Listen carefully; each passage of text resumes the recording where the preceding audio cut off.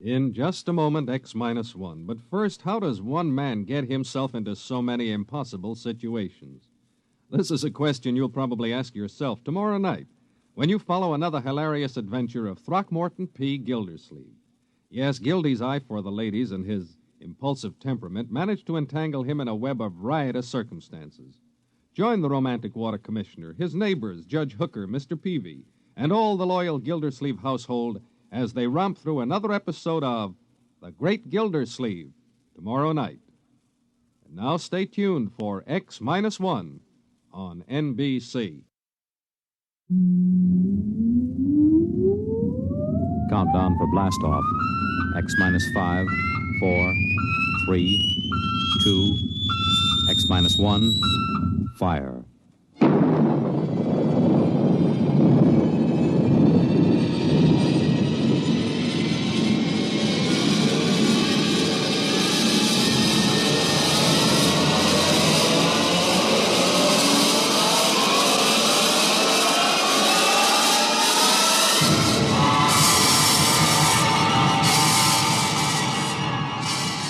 From the far horizons of the unknown come transcribed tales of new dimensions in time and space.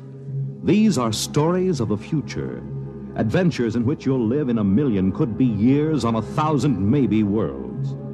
The National Broadcasting Company, in cooperation with Galaxy Science Fiction Magazine, presents X minus one.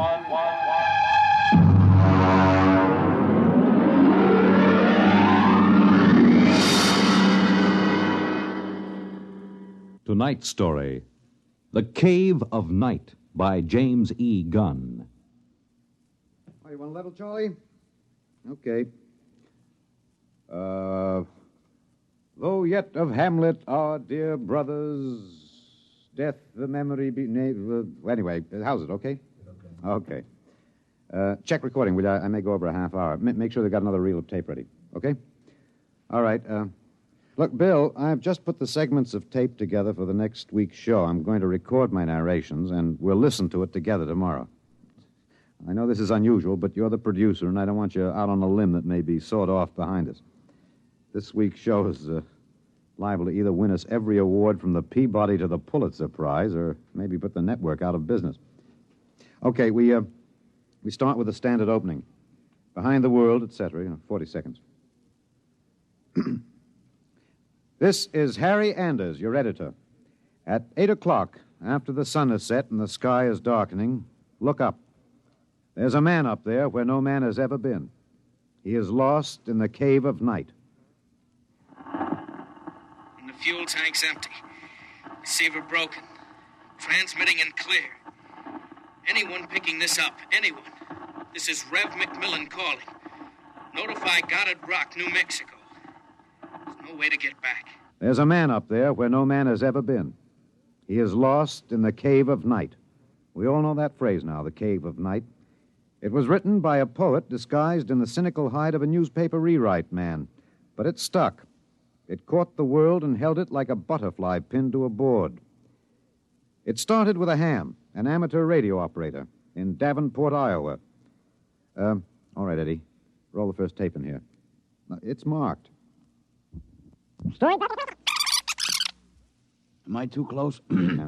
I was up in the attic. I usually have a talk with WG73. He's in Buenos Aires. We play chess. Well, there was some kind of interference. And then all of a sudden, I heard this voice. I record most of my listening anyway, so I had the tape machine running. After I heard it, I called civil defense. That's what we're supposed to. Look, Bill, I haven't done the final editing on these tapes, so don't worry if they're a little rough. Down out of the night, flung from the darkness, came these words, the first of so many that electrified the world. Notify Goddard Rock, New Mexico. There's no way to get back. No way to get back. I'm stuck up here. No way to get down. What does it take to catch the pity of the world? A man wedged underground in Kentucky. A little girl in the bottom of a well. Somebody alive, waiting for rescue, with the days of his life numbered. Somebody somewhere waiting for us to get him out. The story broke in this morning's papers. Orbiting 1,000 miles above our heads was a man, an officer of the United States Air Force in a fuelless spaceship. We're recording at the desk of Mike Bayless, senior night editor of the Continental Press National Wire. Hey, you always get a reaction like this. I remember the Floyd Collins story in the 20s. Fellow trapped in that cave in Kentucky, remember? Oh, sure. And the whole country hanging on to see if he could get out. Then there was that little girl stuck in the well. Kathy Fisker's? Yeah. We pulled all those stories out and put them on the wire for background. But this hit bigger. We got the first lead from an Air Force handout in New Mexico. They just said an experimental rocket failed to return to base. But by that time, the cat was out of the bag. Ham operators picked up those messages from Boston to Fairbanks, Alaska. Mr. Bayless, you first used the phrase the cave of night, didn't you? Yeah, I guess so. I mean, you know, you got to get a little purple on a thing like this. People eat it up. You can't spread it on too thick. Anyway, I was lost in a cave once when I was a kid in upstate New York. I waited around for a couple of hours in the dark until they came for me. It kind of reminded me of that.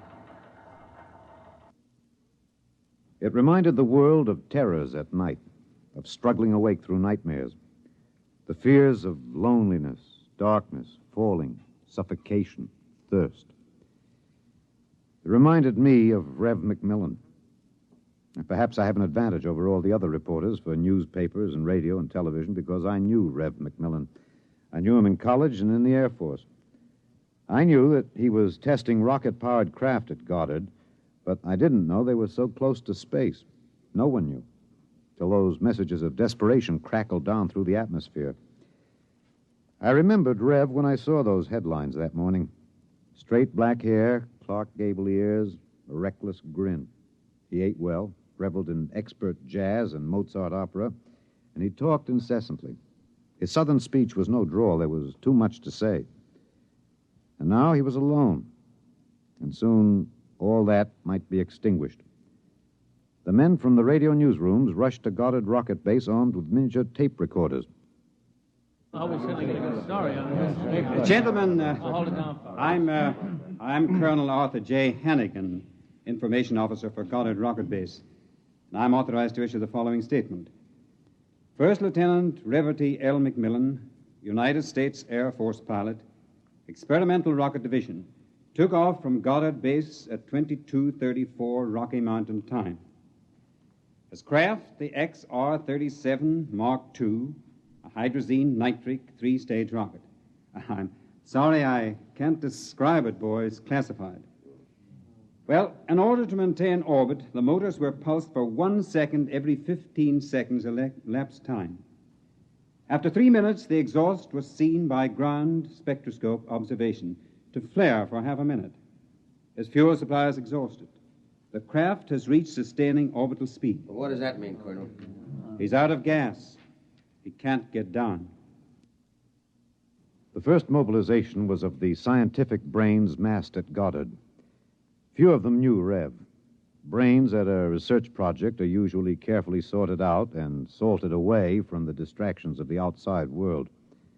They designed, they invented, they calibrated and theorized. But they didn't know the short, stocky man with a lopsided grin who rode the fruit of their labor up and out, and now circled the world of his birth, with time ticking out. I covered the hearings in Washington for the network newsroom. I flew down from New York, and the stewardess came out every few minutes to tell the passengers the latest news. She called him Rev, although she never knew him, and once I thought I saw a tear. The hearing was before the subcommittee of the Senate Committee on Military Affairs. Presiding, Senator Allen J. Haggister of Kentucky. All right, General Finch. You've made the technical situation fairly comprehensive, even to an old cane-brake, redneck hillbilly like myself. I have tried to make the gravity of the situation apparent, sir. It appears to me, General, that the sacred life of a human being created in the image of his maker is in danger. It's no light thing to be thrown away like some guinea pig. If that ship wasn't safe, if that poor man up there in the cave of night is to die, somebody is responsible. Isn't that right, General? Sir, a manned rocket was sent up because of one simple fact. It takes a computer of tremendous versatility and capacity to operate a Harrison-Munch reactor engine. A computer of infinite complexity. And I ask you, General, I put the question to you, why was such a computer not designed? It has been designed, sir. It was designed 500,000 years ago. There is only one mechanism competent to handle those controls, sir. That is the human brain. All right. I turn now to my second question, General, and I ask it not only for myself and my colleagues on this committee, but for 170 million Americans listening on the radio, watching on television. With that man up there living out his last days, why was it not possible to send a ship up after him? Why was there no second ship built? For one reason, Senator, money. The appropriation for rocket research fell short by 12% of the amount needed even to build one vessel. Oh, frankly, gentlemen, the deficiency was made up by cutting corners and diverting funds from other projects. That is not the point, General. There's a man up there who's going to die. With the limited funds you gave us, we've done what we set out to do. We've demonstrated that space flight is possible, that a space platform is feasible. If there is any inefficiency, if there is any blame for what has happened, it lies at the door of those who lack the confidence and the courage and ability of their countrymen to fight free of Earth to their greatest glory. Senator, how did you vote on that?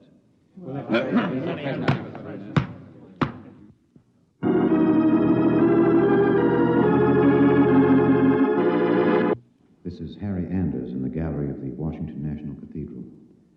This is a special prayer service called by the Dean of the Cathedral for the safety of Lieutenant McMillan and for the success of the recently announced rescue plan. The church is filled. There's a sprinkling of high Navy, Army, and Air Force uniforms.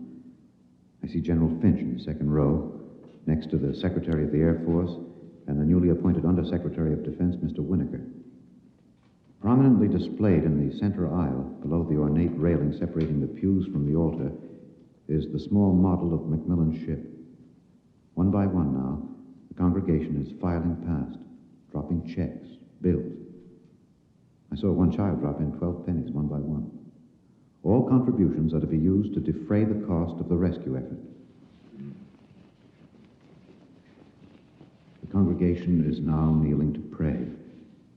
A moment of silent prayer will follow for the safety and rescue of Lieutenant McMillan. $1 billion was raised in 1 week from voluntary contributions. Another $1.5 billion was appropriated unanimously by Congress. The race began. Would the rescue party reach the ship in time? Of course, we didn't know then. And daily we listened to the voice of the man we hoped to buy back from death. Now, look, Bill, on these McMillan broadcast tapes, don't let some ignorant engineering vice president holler because it's not broadcast quality. Believe me, I knew McMillan. There's more of that wild Texan in these tapes than in any hi-fi super-frequency response studio recordings. Just listen. You'll see what I mean. I've been staring out the portholes. I never tire of it. Through the window at the right, I see a black velvet curtain with a strong light behind it. There are pinpoint holes in the curtain, and the light shines through, not winking the way stars do, but steady. There's no air up here. That's the reason. My oxygen is holding out better than I expected. By my figures, it should last 27 days more. I shouldn't use so much of it talking all the time, but it's hard to stop.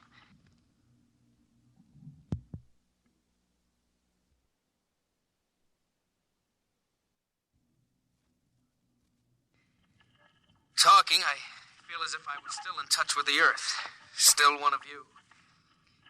Even though I am way up here.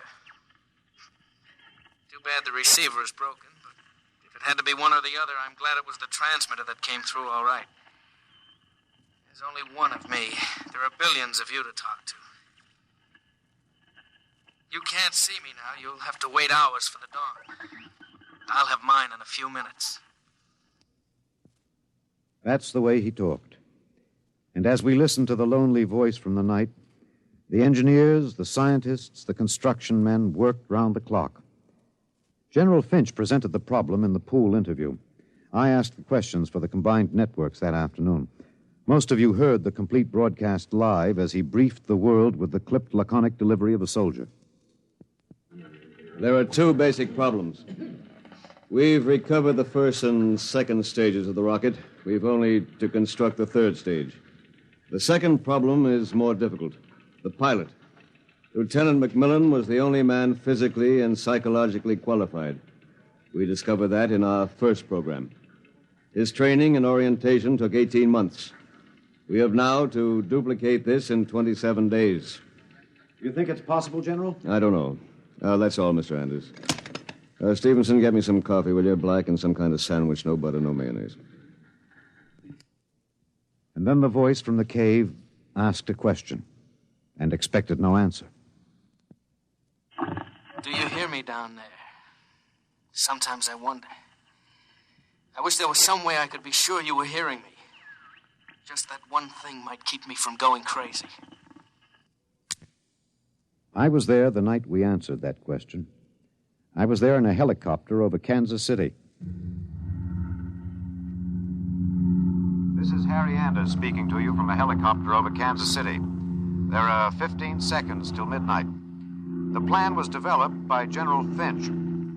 At precisely midnight, every light in the city will be out and then flashed on in 2-second intervals. This will be the exact moment that McMillan's ship is calculated to pass overhead. It's almost time now. 5, 4, 3, 2, 1. There they go. Off.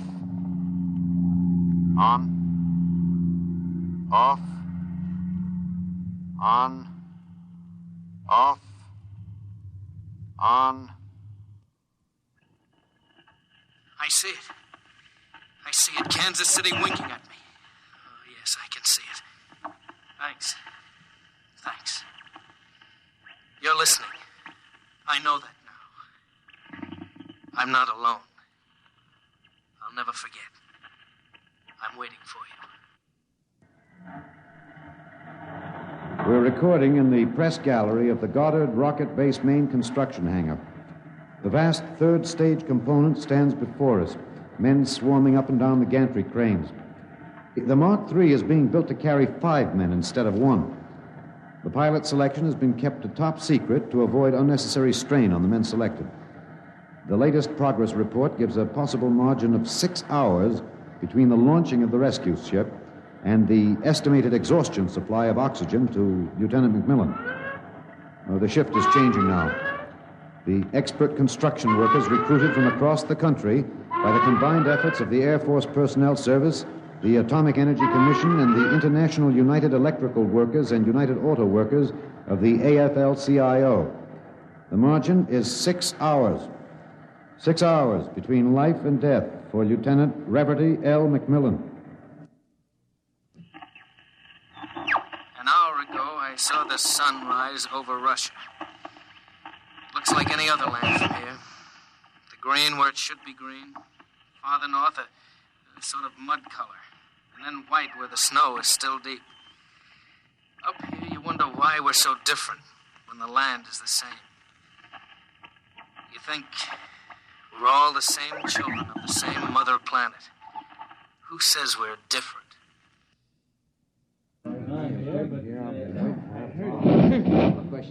Can you hear me in the back? There's a little close. Well, how about this? That's better. That's better.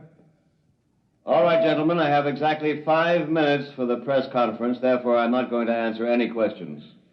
Progress report is as follows. As a safety factor, we're constructing 2 complete 3-stage rockets and 6 additional 3rd-stage components. The telemetered reports from McMillan's ship have added important additional information, and the first of the rescue vessels should be ready to be launched at the estimated time, weather permitting. Now, don't ask a question. Within certain limitations of air turbulence, the rocket will be ready to lift in time to save Lieutenant McMillan. 21 days. The air's bad tonight. Can't seem to get a full breath. It seems to stick in the lungs. It doesn't matter, though. But I wish you could see what I've seen. The vast, spreading universe around Earth like a bride in a soft veil. You'd know then that we belong out here. Come out, mankind. Come out and see what I have seen.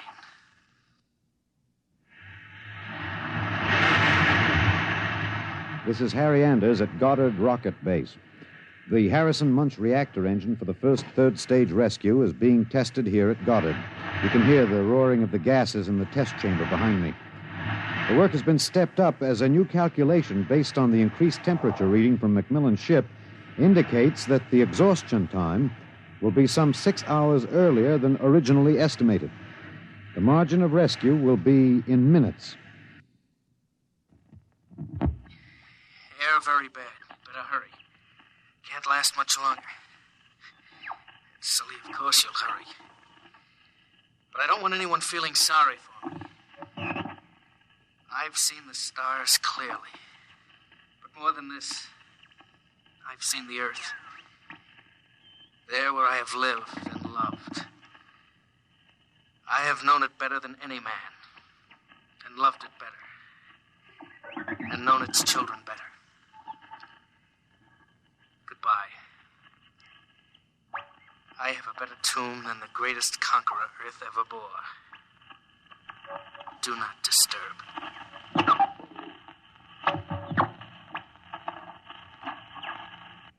Countdown for blast off. 5, 4, 3, 2, 1.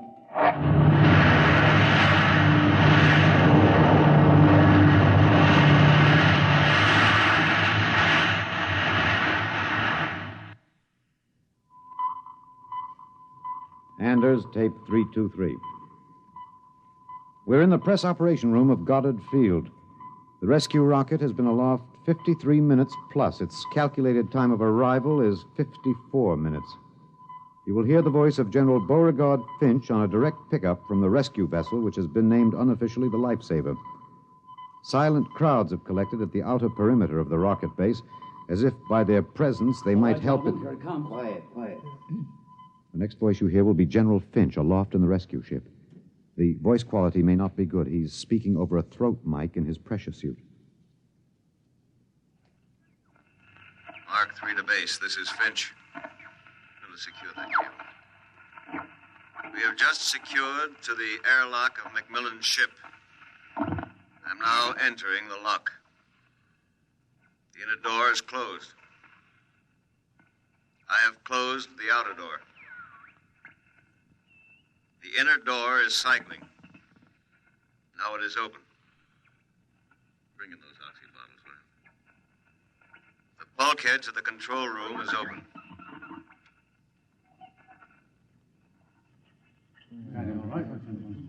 Is he all right? Come on, William. What's happening? Lieutenant Macmillan is dead. He died heroically, waiting till all hope was gone.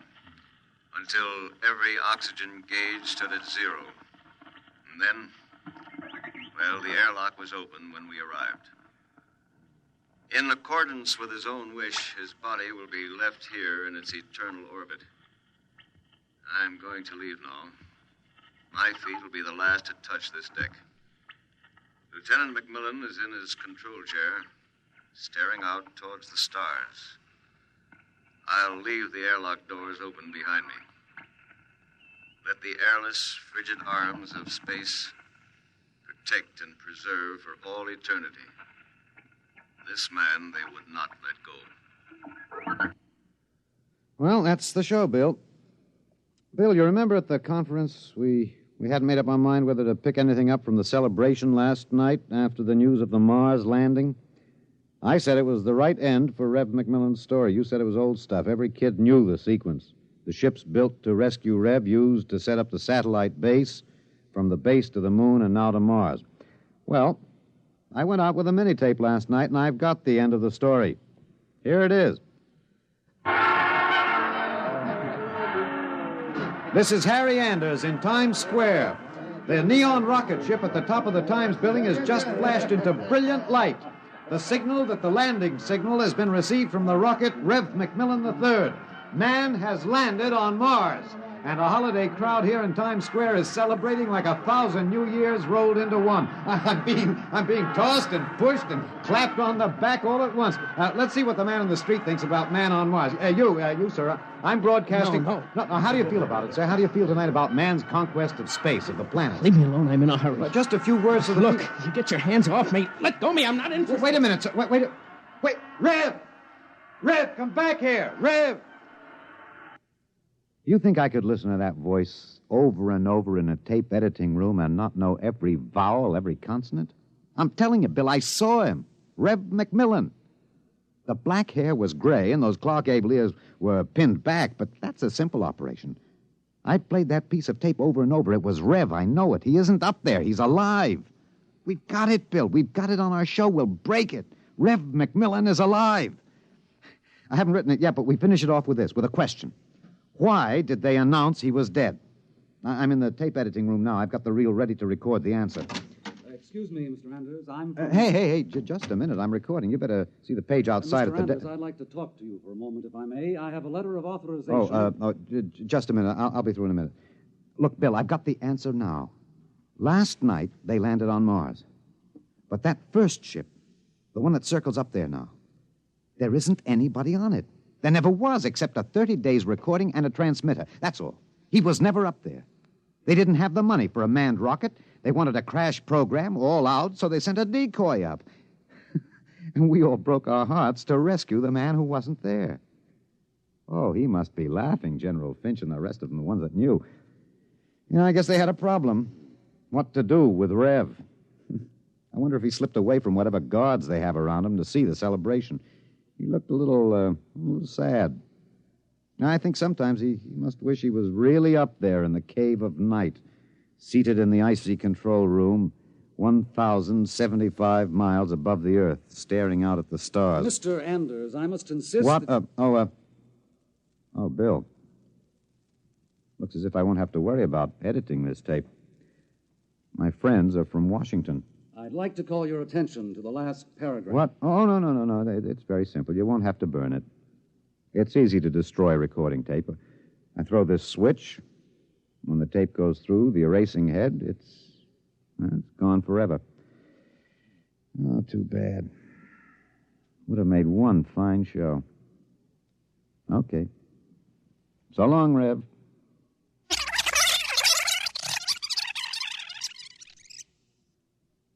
You have just heard X-1, presented by the National Broadcasting Company in cooperation with Galaxy Science Fiction Magazine, which this month features an exciting serial, Slave Ship, by Frederick Pohl.